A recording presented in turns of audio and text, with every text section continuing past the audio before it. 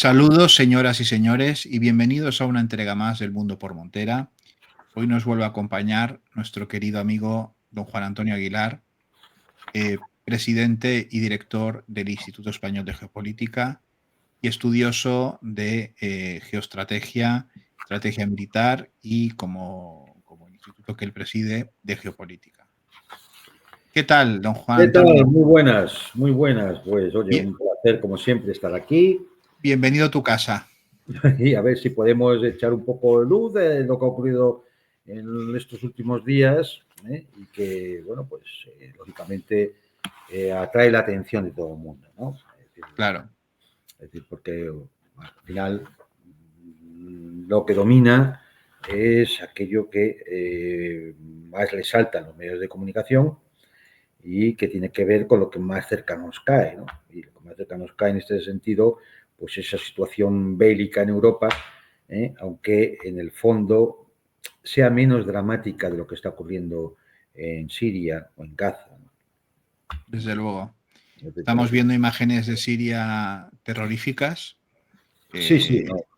Es decir, absolutamente inenarrables, ¿eh? Es decir, no, yo podría dar algunos canales de Telegram donde pueden ustedes ver la realidad, pero es tan desagradable que yo creo que si se lo pueden evitar, mucho mejor. Sí, sí. Simplemente decirles que aquello es dramático. Así Donde, es. Estoy es de decir, acuerdo que no es. se cumple ningún derecho, ninguna cuestión humanitaria, es el crimen, pero además el crimen con ensañamiento de la forma más disparatada, enloquecidas y enfermizas, y todo apoyado, en este caso, además, por la Unión Europea. Porque hay que decir que es verdad que la administración norteamericana no ha hecho nada, pero al menos sí ha levantado la voz. Y al menos hay una propuesta de reunión de Consejo de Seguridad por parte de Rusia y Estados Unidos para tratar el problema.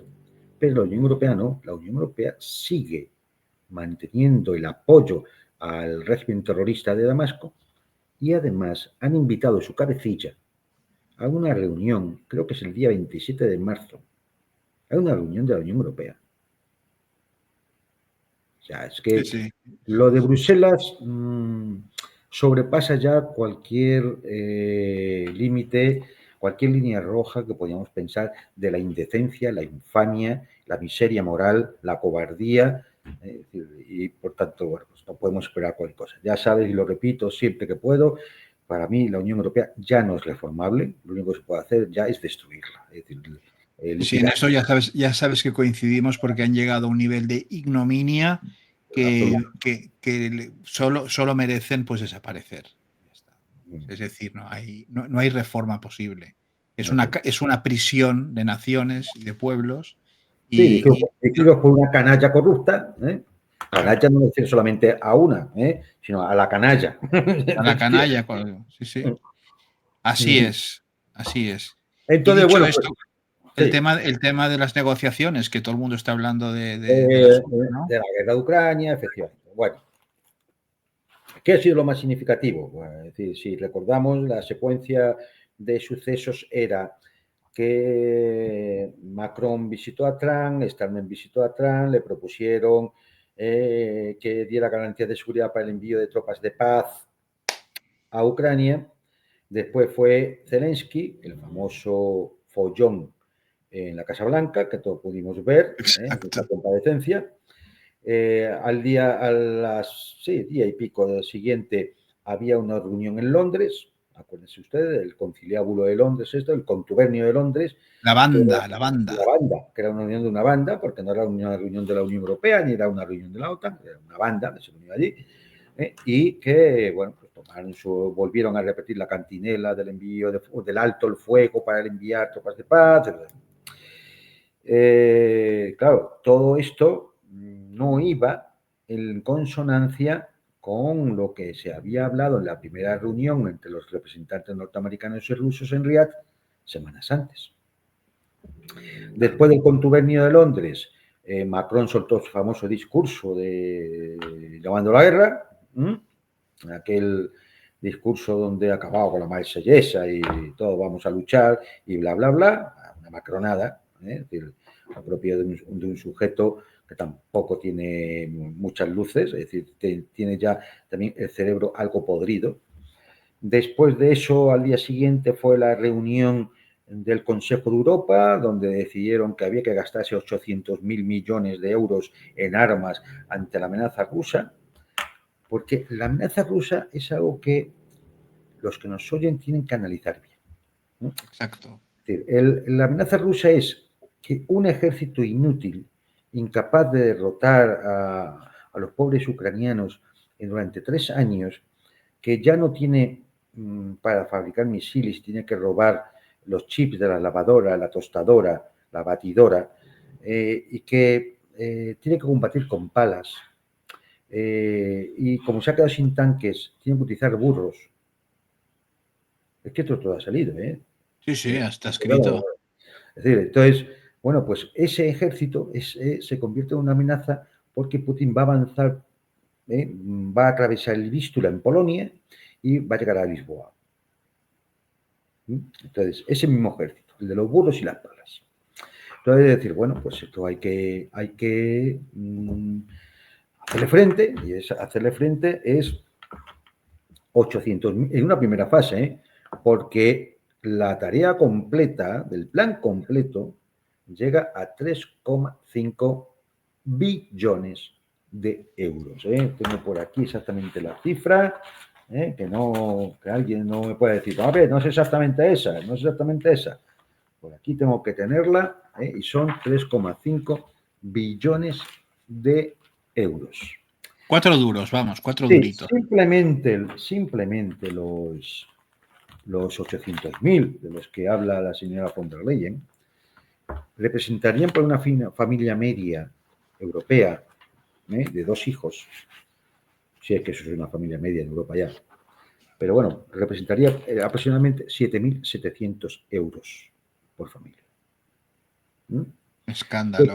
Que tendrían que ir dedicados a armamento para hacer frente a la amenaza rusa. Si además tenemos en cuenta que Europa, el 64% del armamento lo tiene, no es que quiera solo, no, es que lo tiene, porque no lo fabrica. El 64% tiene que ser al complejo militar industrial norteamericano. Magnífico. Estamos alimentando la economía norteamericana a costa de empobrecer la economía europea, que es empobrecer sus bolsillos y los míos y los de Manuel. Si además tenemos en cuenta que del porcentaje europeo hay también una mayoría de financiación de bancos norteamericanos, bueno, pues ustedes me dirán, el gran plan de la señora von Gran der Leyen, plan. el gran plan. Claro, después de esa reunión del Consejo de Europa, ¿qué hemos tenido? Pues que se celebraba la reunión, la famosa reunión en Jeddah, en Arabia Saudita, de la delegación norteamericana encabezada por Marco Rubio, con la delegación ucraniana encabezada por su ministro de Asuntos Exteriores, como corresponde, ¿no? Y en la habitación de al lado, el señor Zelensky, que no podía estar en la reunión porque, claro, era rebajarse él, que es un presidente de gobierno. Hombre, por favor, se va a rebajar. Entonces, Claro. como no sé si es que como los que ha mandado son tontos, él tenía que estar allí mandando WhatsApp para saber lo que se estaba negociando. Si alguna cosa estas, es decir, que no, es que es de película de humor mala, es decir, una Desde cosa, luego. un poco siniestra, ¿no? ¿Y qué sale de esta reunión? ¿Qué es lo que nos ha tenido entretenidos estos días? Pues una vez más, la montaña parió un ratón. Es decir, 8 horas de reunión y sacan donde, por supuesto, no se firmó el famoso acuerdo de minerales de Ucrania con Estados Unidos, ni hubo nada más. 8 horas y sacaron un folio y medio diciendo que Ucrania aceptaba un alto el fuego de 30 días. Ucrania. Ya está. Sí, sí. Ucrania aceptaba, la propuesta era un alto el fuego de 30 días. Es decir, el señor Marco Rubio y el señor Waltz Hay que decir que son neocons. Hay que decir que no son amigos de Trump. Hay que decir que son partidarios de continuar la guerra. Diseñaron una propuesta más cerca al ridículo, más espantoso, que a una cosa seria y presentable. Porque una propuesta de alto el fuego de 30 días no cumple ninguna de las cosas que rusos y americanos habían hablado, y norteamericanos habían hablado en la primera reunión de Riad, donde lo que se buscaba era una negociación para una paz sostenible, duradera, que fuera a las causas del conflicto. Y aquí este señor nos saca una tregua de 30 días. Y como digo, hay que decir que Marco Rubio es un neocons, que igual es un neocons, pero además Marco Rubio, aparte de neocons, es idiota. Es un idiota. Bueno, discúlpame, eso te iba a decir, que Marco Rubio se está perfilando en el difícil ranking de uno de los secretarios de Estado más bobos de la historia de Estados Unidos, ¿no? Absolutamente, absolutamente. A ver, solo hay que ver, yo recomiendo en la famosa comparecencia en la Casa Blanca de la trifulca con Trump, en algunos momentos la cámara enfoca a Vance, que está sentado en el sofá al lado, y a Marco Rubio, que está al lado de Vance. Y ahí pueden ustedes ver la cara, no precisamente de como diciendo, bueno, pues este chico, pues hay que, esto no vaya, no, como de preocupación por, como diciendo, esto no está saliendo como yo quería, o como debería ser, o esto va a traer consecuencias. Pero vamos, una cara tonta, que ustedes pueden comprobar, no me crean a mí, vayan y vean otra vez eso, y fíjense cuando la cámara enfoca a Marco Rubio. Marco Rubio es un idiota. Es decir, es alguien que yo creo que no da el nivel, porque, hombre, yo soy secretario de Estado, y yo no soy nadie, pero yo soy secretario de Estado. Y yo no puedo salir después de 8 horas con un folio y medio diciendo que hemos convencido a Ucrania de que acepte un alto el fuego de 30 días. Y entonces ahora vamos a ver la naturaleza de la cosa. Un alto el fuego, para negociar un alto el fuego, lo lógico y normal es que estén las dos partes sentadas en la mesa. Claro, Rusia, ¿no? Claro, es decir, ¿por qué? Porque el alto el fuego tendrá unas condiciones, ¿no? Claro, esto lo sabe cualquiera, ya no que es que haya estado en cuestiones diplomáticas o negociaciones y demás. Es de lógica. Con Claro, que haya visto una película, vamos, simplemente. Sí. Claro, es decir, tendrán que estar los dos para establecer un alto el fuego, para ver bajo qué condiciones. ¿Por qué de 30 días? ¿Por qué no de 60, de 90, de 180, como las letras a largo plazo? Es decir, no sé, es decir, ¿por qué de 30 días? O sea, es decir, es una cosa de decir un alto fuego de 30 días. Y el día 31, ¿qué pasa? Exacto. Claro, es decir o sea, es ridículo. ¿Y las condiciones de ese alto el fuego? ¿Qué pasa? Es decir, ¿qué se va a utilizar? Para que uno de los bandos se rearme, se reorganice sus posiciones, sus fuerzas, llegue suficiente armamento de fuera, etcétera, etcétera, etcétera. Para eso se va a hacer el alto el fuego. ¿Y quién lo va a controlar? ¿Quién va a fiscalizar ese alto el fuego? ¿Quién? ¿Uno de los bandos? Estados Unidos lo va a hacer, que teóricamente es una de las partes, la principal parte del conflicto. ¿Qué lo va a hacer? Lo lógico, en todo caso, sería que pasara por el Consejo de Seguridad de Naciones Unidas, como ya estableció un alto el fuego, por ejemplo, en el tema de Gaza. Pase por el Consejo de Seguridad, se aprueba, hay una resolución, se establece un marco de control de esas cosas, de toda la línea del frente, etcétera, etcétera. Pero si no, ¿quién va a controlar el alto el fuego? Sí, sí. Claro, es decir, bueno, y luego, ¿qué? ¿Qué se piensa hacer en esos 30 días? ¿Qué? ¿Intentar una negociación? ¿Cómo? Vamos a ver, ustedes no conocen las condiciones de negociación. El señor Marco Rubio no las conoce porque estuvo en la reunión de Riad. Las condiciones que Putin establece, que Rusia establece, para un alto el fuego, para iniciar una negociación de paz. Y es que Zelensky tiene que convocar elecciones. Qué antidemocráticos son los rusos, ¿no? Tiene que convocar elecciones, porque no es un presidente legítimo en estos momentos. Se le ha Porque ni pasado. Rusia ni nadie puede firmar un tratado de paz con alguien que no tiene legitimidad y que el siguiente que venga diga eso no lo respeto porque no tiene legitimidad ninguna. Pero es que ya se había hablado esto en realidad. Oye, Juan Antonio, y ahora haciendo un poco de abogado del diablo, y Zelensky no podría decir, bueno, este argumento no me sirve porque como hay ley marcial y hay guerra, No, yo soy señor. presidente. No, señor. No, señor. Mira, te voy a decir exactamente, porque esto es una cosa muy recurrente, que aparece muchas veces, y claro, es decir, esto se soluciona yendo a la Constitución ucraniana. Porque no paran de decirlo Claro, esto, ¿no? sí, no, están todo el día con lo mismo. Y en la Constitución ucraniana uno se va a los artículos 64, 85 y 103, en los que se habla previamente de derechos y libertades constitucionales, convocatoria de elecciones, etcétera, etcétera, y ustedes pueden comprobar cómo en ningún sitio de la Constitución se establece que porque exista alguna circunstancia de estado de excepción, de alarma o de sitio, no hay nada de eso, no se vayan a realizar elecciones presidenciales. Que la democracia quede en suspenso, Claro, vamos. alguien me podría decir, hombre, pero es que eso es una barbaridad, eso está mal, ¿vale? Pues que cambie la Constitución.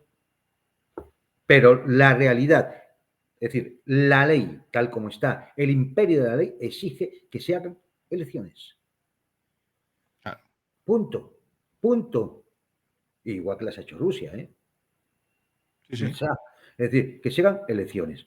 Claro, pero entonces es que hay gente que no va a poder votar. Ya lo sabemos. Es que no es la primera vez que se hacen elecciones en un país que tiene problemas porque ha habido una catástrofe natural o porque ha habido disturbios o porque hay una situación complicada. ¿Qué tiene que ver?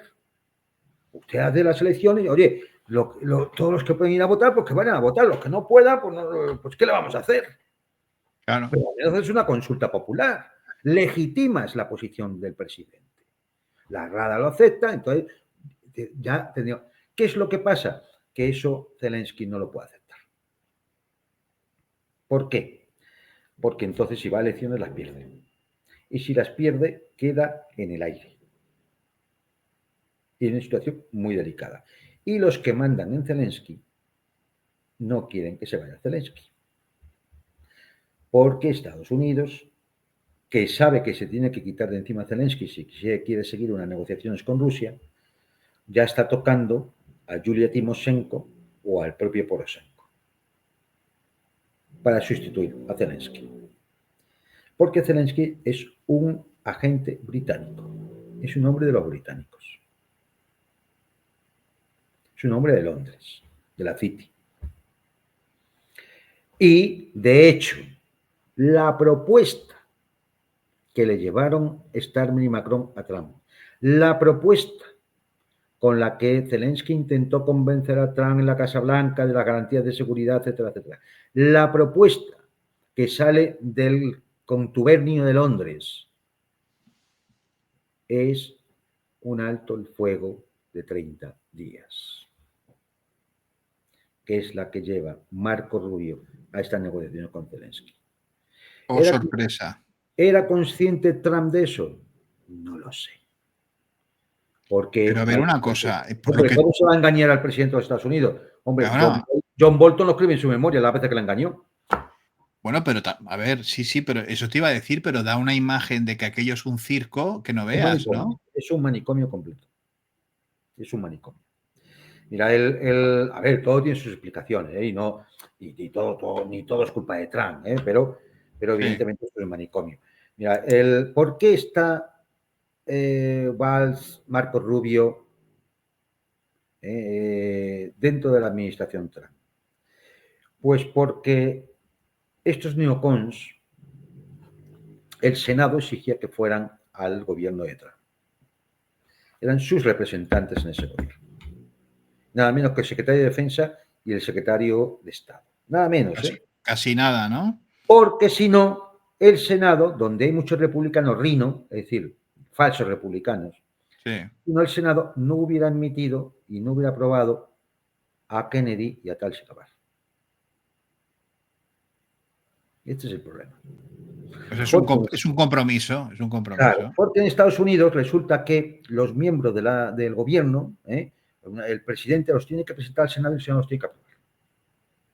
Y entonces no le hubieran aprobado a Kennedy, a Robert Kennedy, ni le hubieran aprobado a Tulsi Gabbard para hacer la directora general de inteligencia, si no admitían a Marco Rubio y a Valls, el de defensa.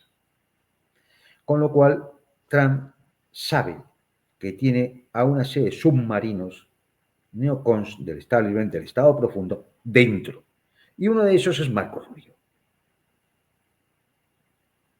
Por eso, cuando acaba la reunión con los ucranianos y Marco Rubio dice, Ucrania ha aceptado la propuesta, ahora la pelota está en el tejado de Putin y si no lo aceptan ya sabemos dónde está el problema para la paz. Ya está metiendo cizaña. Primero, la clave era la pelota está en el tejado de Putin, que inmediatamente después todo el contubernio europeo empezó a subir sus Twitter a X con las mismas palabras. Copia, pega, copia, pega. Copia, pega, la pelota está en el tejado de Trump. Luego ahí te das cuenta que efectivamente la coordinación de una propuesta que se establece en Londres, porque en Londres es ahora mismo la capital de la oposición a Trump. Donde anidan todos los globalistas. Donde anidan todos y donde van todos los bruselenses y van toda esta caterva de elementos que quieren continuar la guerra. Porque este es el tema, que quieren continuar la guerra. Porque la guerra es la gran excusa que tienen para seguir dando la maquinita, para controlar a la población, para meterle en el miedo al cuerpo, para expoliarla y para seguir manteniendo el tinglaete. Sí. Continuar la guerra. ¿Trump qué quiere? Pues fundamentalmente hacer negocios. Y ya está. Lo que quiere es hacer negocio. Y lo que quiere quitarse son 400.000 millones de dólares de gasto en la OTAN. Y que lo paguen los europeos si quieren. Por lo que hablábamos, entre otras cosas, en el último programa, de que Estados Unidos necesita dinero urgentemente. Efectivamente, lo estamos viendo. Si es que hay problemas, de nuevo el tema del techo de deuda, tiene que aprobar la Cámara de Representantes, tiene que aprobar que se vuelva a superar el techo. ¿Por qué? Porque sigue haciendo falta dinero, porque es insostenible. Y Trump, que sabe que es insostenible, porque tiene las cuentas, pues dice, tengo que recortar gastos. Para eso intenta eliminar puestos de funcionarios inútiles, duplicidades y demás, y los jueces se lo están echando para atrás, porque aquí demuestran que el Estado profundo domina la judicatura, incluso de aquellos jueces puestos por Trump. Sí, sí. Es decir, tiene que recortar gastos, tiene que ahorrar dinero en el tema de defensa, por eso el tema de la OTAN y estas cosas, tiene que intentar abrir negocio, tiene que intentar conseguir dinero, por eso los aranceles, etcétera, etcétera. Y entonces, claro, es decir, no está por la labor de que le metan en una guerra. Quiere acabar la guerra cuanto antes con Rusia. Claro. Claro, es decir, pero evidentemente este no es el camino. Porque claro, si lo que hace la mano derecha te lo va a deshacer la mano izquierda el mismo día, porque tiene metido ahí una serie de elementos perniciosos que sirven a los intereses de élites globalistas radicadas en Bruselas y Londres, y al propio Estado profundo norteamericano ahora mismo en horas bajas porque está dividido y enfrentado, y ya está. Entonces, esta es toda la cuestión. Esto es lo que hemos visto. Claro, después de eso, ¿cuál va a ser la respuesta de Putin a esta propuesta ridícula de los 30 días de alto el fuego? Bueno, pues la respuesta de Putin la dio en el mismo momento que apareció un uniforme militar en la línea de Kursk. Que eso ha sido muy comentado, que hacía tiempo que no aparecía el presidente de Rusia de uniforme. Hombre, tan comentado como que era evidente. El lenguaje diplomático, esto es no. Está. Luego, con gran habilidad, utilizando las palabras, explicó cuál es la posición real, que es un poco lo que hemos estado contando. Es decir, primero, como sabe que esto viene de Marco Rubio y del contubernio de Londres, de la banda, lo primero que hace Putin es agradecerle al presidente Trump su interés por la solución del conflicto. Lo segundo, empieza a exponer que no tiene ningún sentido el tema de un alto el fuego de 30 días, pero no íbamos a una solución larga, duradera, estable, que fuera las causas del conflicto. Aquí viene un alto el fuego de 30 días. Claro, es que esto no tiene ni por dónde cogerse. Y además que para meter tropas francesas, bueno, unas tropitas francesas y británicas, ¿qué pintan estos? Estos son de la OTAN. Si estos son parte del conflicto, ¿cómo van a ir tropas de la OTAN allí? Si son parte del conflicto. Son parte del problema. Claro, es decir, pues, efectivamente, si es que eso es una de las causas de la guerra. Claro. Entonces, otro absurdo, ¿no? Y además, claro, como decía Putin, ¿y esto quién lo va a controlar? No hay ningún mecanismo de control, no hay ningún tipo de condiciones, no hay nada. O sea, un folio y medio. Esto es todo lo que dio de sí el trabajo de un idiota al servicio de la caterva de Londres. El trabajo de un idiota. Es decir, bueno, pues esto es el desastre. Claro, ¿qué pasa? Que inmediatamente a eso, es decir, cuando ya se ve que evidentemente Putin no va a aceptar, posiblemente el propio Trump se percata, en el momento que sale la propuesta, por mucho que él dijera, que no solo sale la propuesta, es que inmediatamente después de la propuesta se levanta la restricción de envío de armamentos e inteligencia a las fuerzas ucranianas. Es decir, sin esperar siquiera la respuesta rusa, ya se estaba actuando. Claro, es decir, hombre, ¿usted qué me está proponiendo? ¿Usted cree que soy imbécil o qué? Y además, usted, antes de conocer hasta mi respuesta, usted ya está actuando como si yo hubiera dicho que no. Claro, porque saben, evidentemente, que voy a decir que no. Porque lo que ustedes están proponiendo es una ridiculez. Claro. Es una tontería. Es un insulto a la inteligencia. Por eso, inmediatamente proceden. Porque saben que mi respuesta no puede ser otra que el no. Eso sí, Trump, ¿a quién manda ese día por la noche a Moscú? A Steve Witkoff, que es su amigo personal, que no tiene cargo en el gobierno y que evidentemente es leal a Trump. Y es al que manda a Moscú a entrevistarse con Putin. Putin le recibe porque entiende que, aun no siendo miembro del gobierno norteamericano, es el hombre de Trump. Es un Es el emisario, hombre de un Trump. emisario fiable.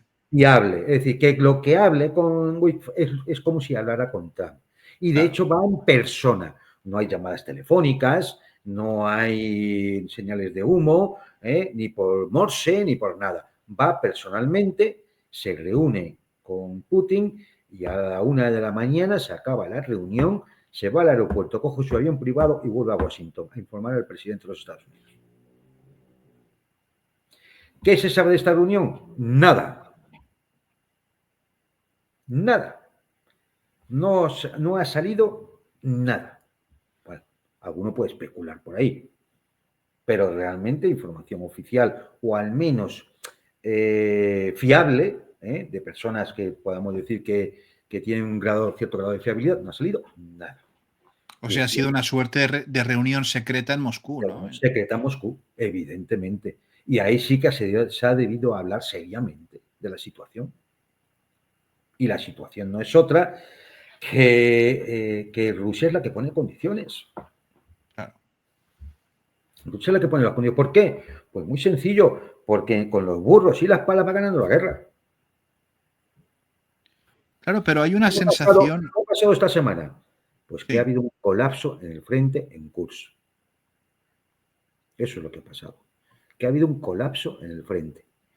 Que una incursión ucraniana que nunca tuvo ningún carácter estratégico, que nadie entiende muy bien cuáles eran los objetivos de esa incursión, que fue creo que fue en el mes de agosto, ¿no? Pasado.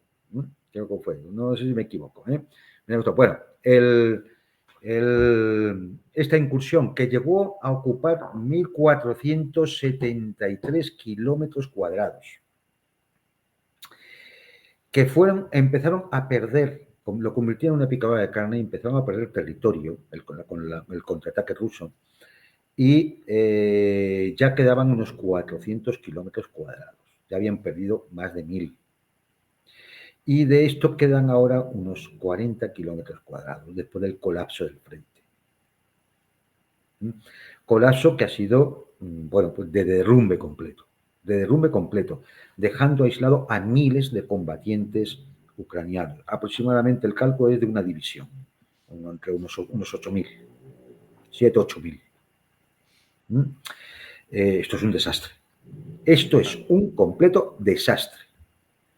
Hay miles de ellos cercados, embolsados. Trump, en un tuit, pide a Putin clemencia para ellos. A ver, está bien, deja muy bien a Trump, pero evidentemente estamos en una guerra. Los ejércitos no pides clemencia por ellos. Tienen una opción, que es la que le repite Putin: depongan en las armas, son tratados como prisioneros bajo la Convención de Ginebra. Y ya está. No es que se les vaya a respetar la vida, es que estamos obligados a respetarles la vida y a cuidarles. Son prisioneros. Oye, Juan Antonio, pero lo que estás comentando, fíjate tú que en la gusanera mediática, mira lo que salió en El Mundo, ¿no? Sí, Ucrania sí. se retira de Kursk al perder su interés como territorio a intercambiar en las negociaciones de paz. Mira, ha perdido el interés como territorio, ha perdido el interés incluso por los tanques Abrams norteamericanos, porque los han dejado allí. Sí. Han perdido el interés por los vehículos Bradley blindados, porque también los han dejado allí. Incluso han perdido interés por las piezas de artillería M777 norteamericanas, que también las han dejado allí. Hay ahora mismo material norteamericano en Kursk para armar una brigada rusa.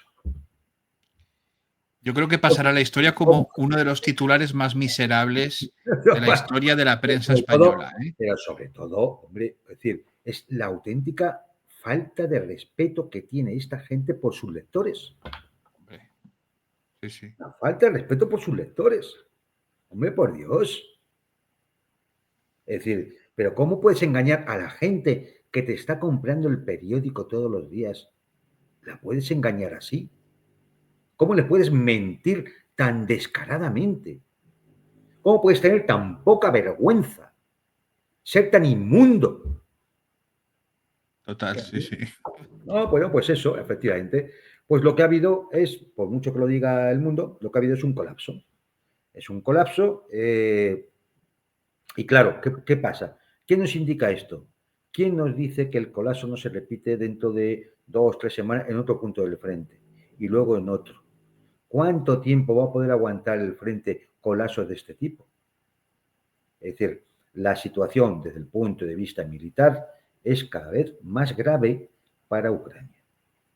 Y eso lo ve la administración norteamericana. Y como ya dije en un programa anterior tuyo, con Manuel, Trump quiere evitar las escenas de Kabul. Quiere evitar una derrota. Entonces, de alguna forma, hay que negociar para que, aunque salgamos derrotados, dé la sensación de que se ha hecho la paz gracias a mí, Premio Nobel de la Paz, Donald Trump. Exacto. Claro, ya está. Es decir, este es el objetivo. Y es el objetivo tanto a nivel internacional como a nivel interno dentro de la población norteamericana. Es decir, que su presidente, hombre, como él dijo, ha conseguido parar la guerra, ha conseguido la paz. Ya no tenemos que gastar dinero en la guerra de Ucrania. ¿Qué gran tipo es? Sí, sí. ¿Eh? Hay un tema que no se está hablando mucho, o al menos yo no. Tú estás mucho mejor informado, por supuesto, que es preocupante, y es ¿Qué pasa con lo que queda de Chernóbil y el tema nuclear en Ucrania? ¿Cómo está? ¿Está controlado? Porque claro, todo eso es una bomba de relojería, ¿no? A ver, la central nuclear de Zaporozhia, que es la que tiene 6 reactores, que es la más grande de Europa, esa está sí. bajo control ruso. Alguna filtración el tema de las negociaciones decían que una de las condiciones que ponía Ucrania en la negociación era que al menos esa central nuclear volviera a manos ucranianas. A ver, evidentemente Rusia no necesita la energía de esa central, eso es cierto, pero hay un hecho también que es palpable, y es que esa central está en territorio hoy de la Federación de Rusia. Claro. Entonces, es decir, mal, ahí se podrá negociar el tema de yo te aporto electricidad, pero la central está en territorio ruso y punto. Esa está bajo control y no es preocupante. Chernóbil, que sabes que durante unas semanas estuvo ocupada por las fuerzas rusas, que la abandonaron voluntariamente. Pues claro, que aquello no tiene ningún valor estratégico de ningún tipo. De allí no sale electricidad. Entonces, Chernóbil, el tema está en que el peligro en que alguien quiera intentar hacer alguna operación de provocación, ¿no? De que alguien coja y bombardee, como ya se ha hecho, el sarcófago del reactor que explotó en su día y provocar un escape radiactivo. Claro, esto algún loco pues, puede pensar que eso se puede hacer, pero es que nunca sabes a quién va a afectar, porque luego No, claro. la nube, lo mismo te va para Rusia que te va para Polonia, y de Polonia a Alemania, de Alemania al Reino Unido. Sí, sí. Porque ya pasó cuando hubo el problema en Chernóbil. Con lo cual, bueno, Chernóbil, es decir, yo entiendo que si hubiera una alta desestabilización en Ucrania, es decir, por ejemplo, que se llegara a parar la guerra, una negociación, y esto provocara una desestabilización interna y hubiera algún peligro, yo creo que al final, me imagino que o rusos o bielorrusos, incluso en cooperación con Estados Unidos, de tomar el control de esa central para evitar que pueda producir cualquier tipo de desastre. Claro. Digo yo, Pero claro, es que es un sería lo tema. más racional, ¿no? Claro. Sí, sí, Sería lo sí. más racional. Muy bien, pues antes de seguir, aprovechar para recordar a nuestros queridos espectadores que el Mundo por Montera ha habilitado pues una línea de Bizum y de PayPal para aquellos a los que les sea más cómodo o estén fuera de nuestras fronteras, por si quieren colaborar pues de la manera que puedan con lo que hacemos aquí, con intentar seguir hablando de esta manera libre y sin tanta censura y poder seguir haciendo este trabajo. Entonces, si así lo desean, pues tienen una forma de hacerlo vía Bizum o vía PayPal y les estaremos muy agradecidos porque podremos seguir con nuestra labor. Muchísimas gracias. Eso es lo que quería comentar. Y nada, y entonces, pues, cómo va a acabar el tema de lo de la reunión de Marco Rubio? ¿Ha sido el parto del ratón, pero el ratón está muerto o no está muerto? El ratón, a ver, yo creo que ese acuerdo está muerto. Es decir, cuando ya Putin ya no con el informe, sino cuando ya habla del tema, él dice, bueno, pues es decir, que él está de acuerdo con el alto el fuego, pero que hay matices. Y aquí está la cuestión de los matices. ¿Qué son los matices? Condiciones. ¿Qué son esas condiciones? Esta realmente significa un armisticio, significa una capitulación de Ucrania, porque al final salen los objetivos que siempre tuvo Rusia desde el principio de la guerra, que se les expusieron a los enviados norteamericanos en Riad y que son los que siguen estando sobre la mesa. Pues claro, otra cosa es que el mundo y otros de la gusanera mediática nos digan que Putin lo que pensaba era arrasar toda Ucrania, conseguirlo en 3 días, etcétera, toda esta cantinela que nos tienen acostumbrados. Pero la realidad era otra. La realidad era la neutralidad de Ucrania.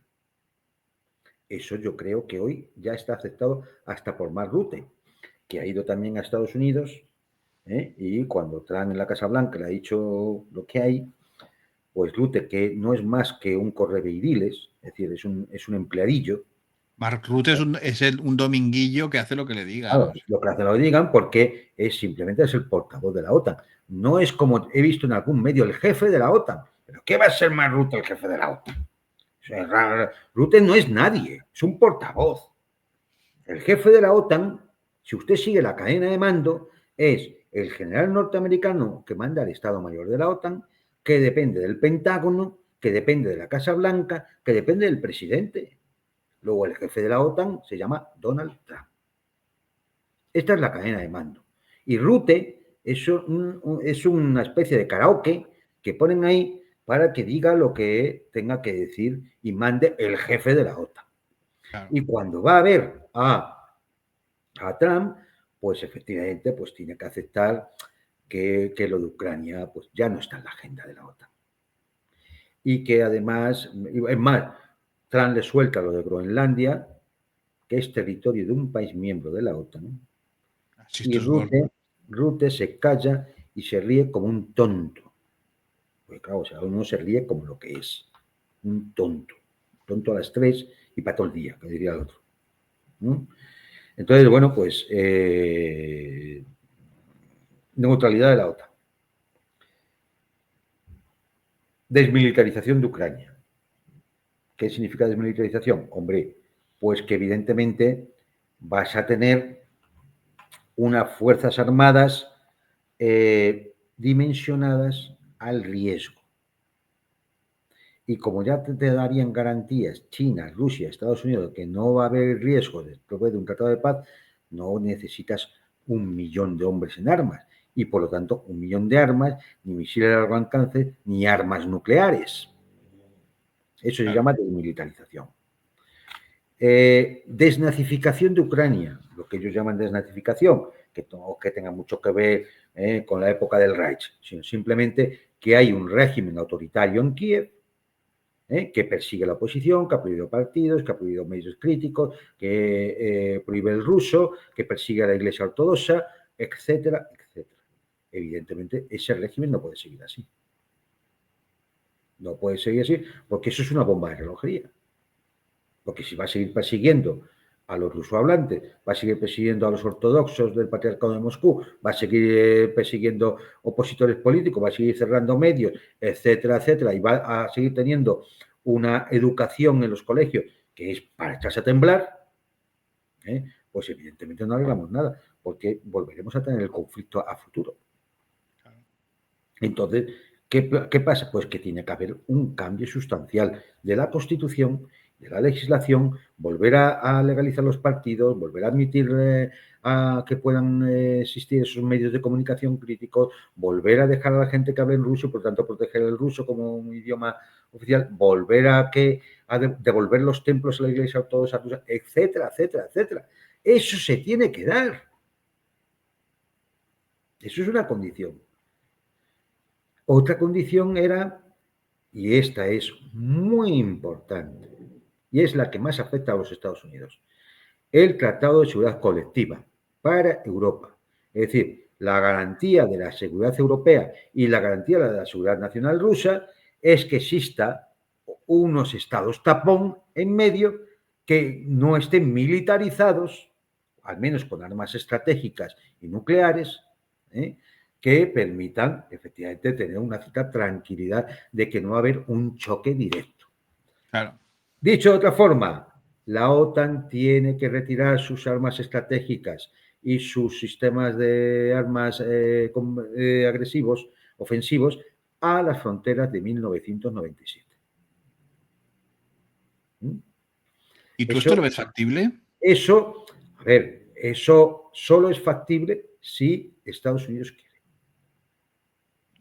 Porque al final Estados Unidos es quien paga el 70% de la OTAN y es quien manda.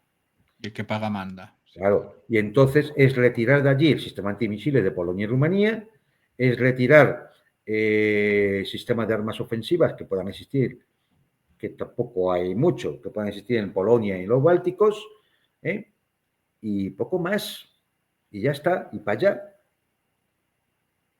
Luego habrá que discutir un nuevo tratado START de armas estratégicas, habrá que discutir un nuevo tratado de limitación de armas de medio alcance, habrá que discutir un sistema de limitación de armas convencionales para efectivamente volver a una situación de distensión que permita entender de que, bueno, pues no va a haber desestabilización en toda esa zona de Europa. Es decir, esto es muy difícil porque en el fondo no es solamente que signifique la victoria rusa en toda la línea, sino que de alguna forma la OTAN tendría los días contados. Porque Bueno, eso te iba a decir que es una especie de claro, disolución si de Estados facto. Unidos retira el 50% de la financiación de la OTAN, que son 400.000 millones prácticamente, o gran parte de la financiación de la OTAN, y si además dejas de tener la excusa de la amenaza rusa y retiras tus fuerzas ofensivas a la línea del 97 y llegas a un tratado de limitación de armas convencionales, ¿qué sentido tiene la OTAN? Claro. ¿Cómo se van a justificar 800.000 millones o, como te dije antes, exactamente la cifra, ni más ni menos, de 3,75 billones de dólares para el Real Europeo? La locura. De la cual el 44%, es decir, cerca de la mitad, para compra de armas, de la cual la mayor parte para comprarse a Estados Unidos, claro. ¿Cómo ¿Y se va a cómo, justificar? y ¿Y cuál, cómo se va a pagar?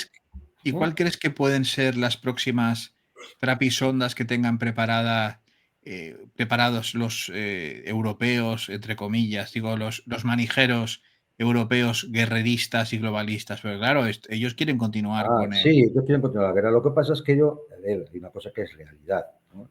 Y saben que solo no pueden. Es decir, por tanto, ¿dónde está realmente la lucha ahora? La lucha ahora está entre el contubernio europeo y la Casa Blanca. Si gana la Casa Blanca y en interés de Trump, iremos a la negociación del Tratado de Paz y la OTAN dejará de tener sentido. Si no, si Trump pierde, y puede perder, pierde, es decir, queda limitado, queda, de alguna forma, le van a poner toda clase de complicaciones para que llegue a las elecciones de medio término debilitado, pierda el control del Senado, del Congreso o a lo mejor de las dos cámaras.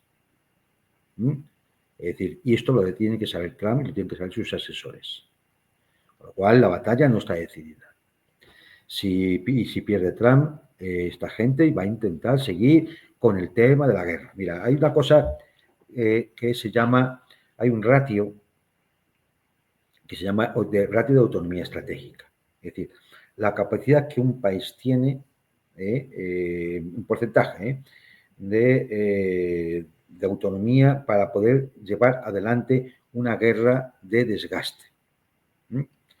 En estos momentos, el ratio, el país con mayor autonomía estratégica es Rusia, que tiene entre un 85 y un 90%. Estados Unidos ya está rebajado a un 70-75%.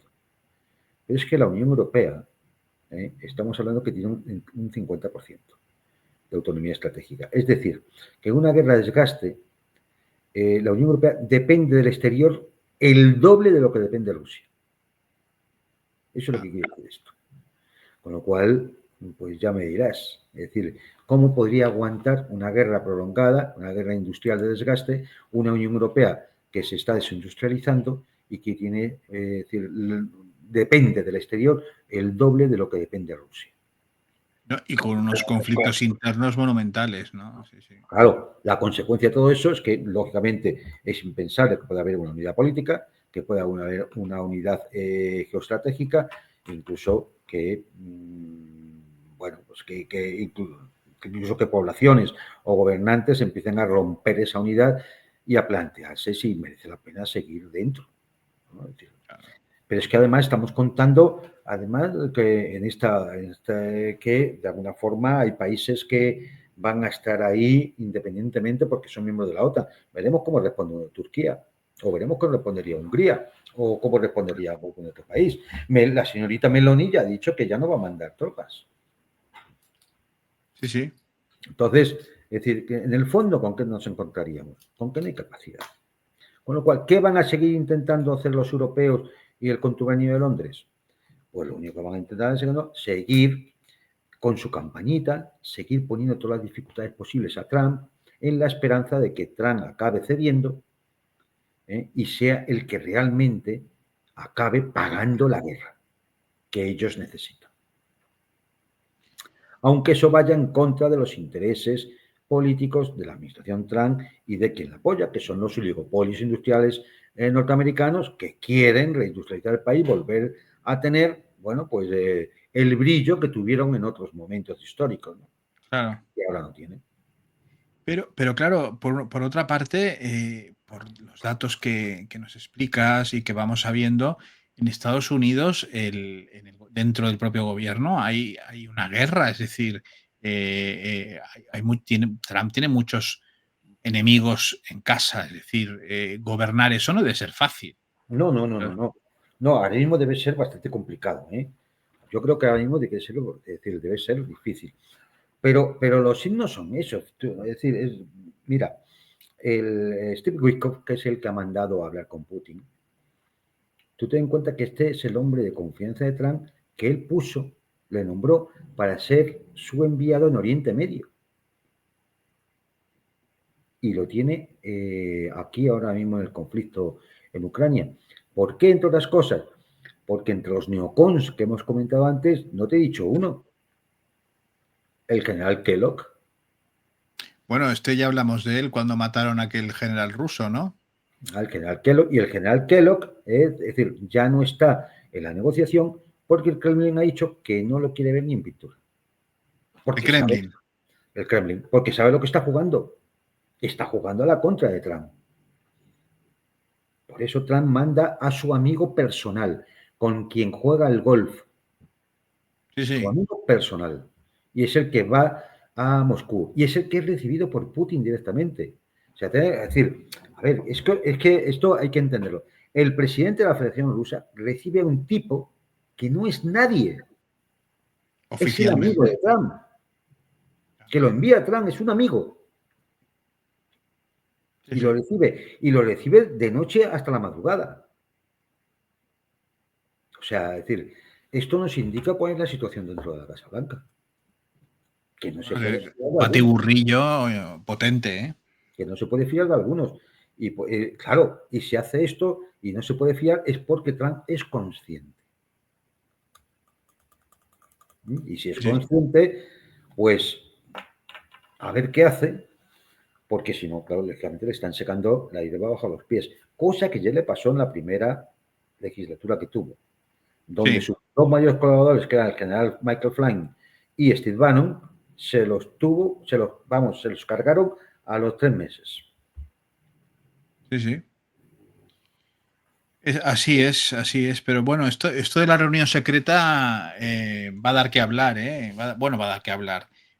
Eso de que no se sepa nada y demás. Hombre, Es, imagino que al final, y este es el trabajo de los analistas, joder, es decir, al final, por los hechos, tú tienes que deducir qué es lo que se acordó o se habló en esa reunión, a la vista de los hechos. claro. Fijar que lo que sí podemos decir es que en ese mensaje de Trump diciéndole a Putin que respete la vida de esos miles de soldados ucranianos que, bueno, ahí Trump está dando una imagen certera de cuál es la situación en el teatro de operaciones militares. Por lo tanto, la conoce, le han informado, le han dicho la verdad, le han dicho, esto está fatal. Y han acabado ahí embolsado miles de soldados ucranianos. Él hace eso, como siempre, porque también le gusta figurar y qué bueno soy, qué gran presidente soy, y nadie merece más el premio Nobel de la Paz que yo, y entonces pide clemencia para esos soldados. Esos soldados, es decir, que no están recibiendo ni alimentos, ni medicinas, ni agua, ni municiones, demás. ¿Qué futuro les espera? ¿Qué les espera? Sí, sí. Solo pueden hacer una cosa, que es de poner las armas. Ser prisionero, pues bueno, hasta que se acabe la guerra. Si igual se acaba, oye, fíjate, igual se acaba dentro de 2 meses, pues ya está. Si no, ¿qué vas a hacer? Ya Claro. hasta la última bala, y cuando se te acabe la última bala, ponerte a lanzar piedras. ¿Qué vas a hacer? ¿Y por qué no han recibido la orden de retirada antes? ¿Por qué han esperado hasta que un ataque ruso ha cortado las líneas de suministro? Alguien tendría que responder sobre eso. Pero lo que sí es cierto es que mientras toda la prensa europea y los dirigentes europeos siguen diciendo estupideces, y con lo habitual monserga, Trump sí conoce la verdad y la pone en un tuit y deja a las claras y para todo el mundo que hay miles de soldados rodeados en Kursk.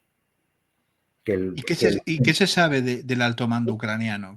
¿Qué tipo de gente son? O sea, estos los que tendrían que dar las órdenes, porque claro, son sus hombres, ¿no? Los que están allá Pues muriendo como chinches. sí, sí, no sé. Ahora sabes que el jefe de Estado Mayor, que sustituyó al general Chaluzny, es un tal Alexander Sitsky. Este es ruso, estudió en la Academia Militar Rusa. Pero claro, era Fíjate, normal. Sé que entonces eran todos rusos, eran todos soviéticos, ¿no? soviéticos, claro. Y bueno, tiene un hijo que es prorruso, él vive en Australia y ha salido en manifestación en favor de Putin. Con lo cual, decir, siempre existen las maledicencias típicas de las luchas por el poder, ¿no? Y hay quien dice que es que Sitsky realmente pues, es que es un mal militar, otro que es que en el fondo pues es prorruso. En fin, estas cosas que tienen poco que ver con la realidad. Lo que yo creo es que, a ver, no se ha dado la orden de retirada, como no se dio la orden de retirada en Bakhmut, ni en Artemox, ni en Ugledar. ¿Por qué? Por razones políticas. Claro. No lo que decide el mando militar. Porque esto ya pasó más veces. Y dejar perder unidades ya entrenadas y veteranas con material OTAN, perderlas en Kursk, 67.000 soldados de bajas, 67.000 bajas en Kursk. Y, Es que de perder, China, ¿eh? y perderlas allí y dejar abandonado el material. Bueno, pues prácticamente todos los tanques Abrams que les quedaban. Es decir, dejarlo todo allí, tirado, destruido, la carretera es un auténtico cementerio de vehículos blindados. Es decir, es tremendo. Entonces, yo dudo mucho que un militar del alto Estado Mayor del ejército ucraniano, por muy torpe que sea, no vea la situación y diga a retirarse. Vamos a retirar y a Por muy fanático, no, vamos. no debe ser. Esto simplemente obedece a razones políticas. Por lo tanto, la responsabilidad última es del mando político y, por tanto, de Zelensky. De todo lo que ocurra, de lo ocurrido y de lo que pueda ocurrir en Kursk es absolutamente de Zelensky. Muy bien, pues muchas gracias, querido Juan Antonio, por este repaso de la última hora. Nos has dejado, vamos, asombrados con esta última noticia de la reunión secreta entre Vladimir Putin y el íntimo amigo sin ningún cargo, pero con mucha autoridad, digamos, personal, ¿no? De Trump.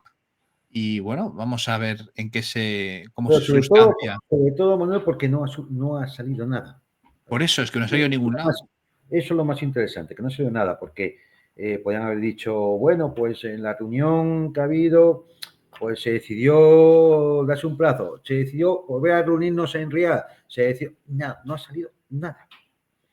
Y se sabe a qué hora acabó, porque es cuando salió Putin del Kremlin. Pues sabéis que Putin no vive en el Kremlin. No, ya. Sí, vive en Entonces, una dacha. vive en una dacha en las afueras, es decir, entonces él no vive en el Kremlin. Entonces, él salió a la 1:30 de la madrugada del Kremlin. Imagínate. Sí, ¿Mm? sí. O sea, que la reunión Es decir, no de esto de decir, oiga, bien está Moscú, pues nada, le llevo a un buen hotel y mañana para mañana nos vemos. No. Tal como llegaron, se reunieron y hasta que duró. Y Hasta que duró, termina. no precisamente hasta las 8 de la tarde que hay partido de fútbol y me voy a verlo. Exacto. Exacto. Es decir, esto nos indica, bueno, pues un poco la importancia que tuvo, ¿no? Y de lo cual, pues, ya nos iremos enterando, ya iremos viendo, sobre todo yo creo que a partir de los hechos podemos ir viendo.